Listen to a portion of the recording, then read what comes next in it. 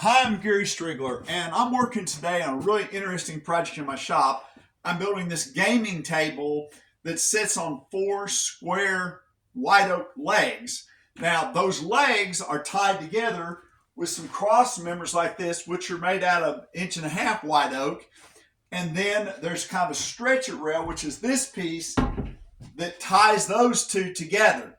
So I need to make some really nice joints between these cross members and that stretcher rail. And of course, later on, I'm also going to be talking about how I made the legs and how I made the joints in the legs. But first thing, so how did I make this really clean cut in a piece of 1.5 inch white oak? Well, I used multiple router bits to do that. The first thing I did was I took my Craig multi-mark and I set it to the exact depth of this stretcher rail, and then I used that to lay out my mark. Of course, the very first thing actually I did was very carefully laid out this notch in the center of this cross member. Once I had laid that out, I went to the miter saw and made a couple of just shallow cuts through to establish those shoulders. Then I took a jigsaw and I cut just close, probably within 1/8 to 3/16 of those layout lines. Now, this piece, you can actually see kind of has that sort of ratty cut in there. On the back side, we've got the clean cut. So how did I get that clean cut? I took a piece of MDF and using my Grex headless pinner, attached this piece of MDF exactly where the cut line needed to be, and then I added a couple small pieces of MDF to either side right there where that shoulder was. Then I took this large white side pattern bit. This is an 1 1/8 inch bit, so it has a 5/8 radius. Now, the reason that I wanted to use that bigger bit is because the bigger the cutting diameter, the smoother the cut that you get and the less chance of tear out.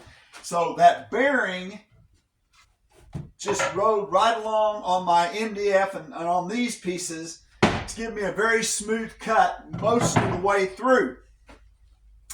But the only downside to that big 5/8 or 1 1/8 bit with 5/8 radius, or it's actually, I guess, 1 1/4 inch. Anyway, the bigger bit is that you get a large radius in the corners. So I came back with this smaller, this is a 1/2 inch pattern bit, which gives you a 1/4 inch radius.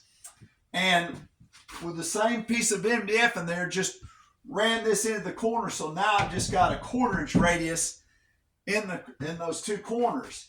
The next step that I did to get rid of this rough stuff is I simply took a 1/2 inch 3-flute white side router bit, flush trim bit that has a bearing on the bottom, and I let the bearing ride in there, and so then that removed all this other material.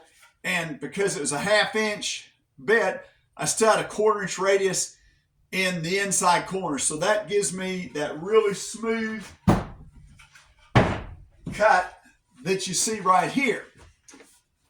Now, the last thing that I needed to do was I just took a 1/4 inch radius bit and radiused over these corners so that my piece fits right down inside there and it's nice and flush.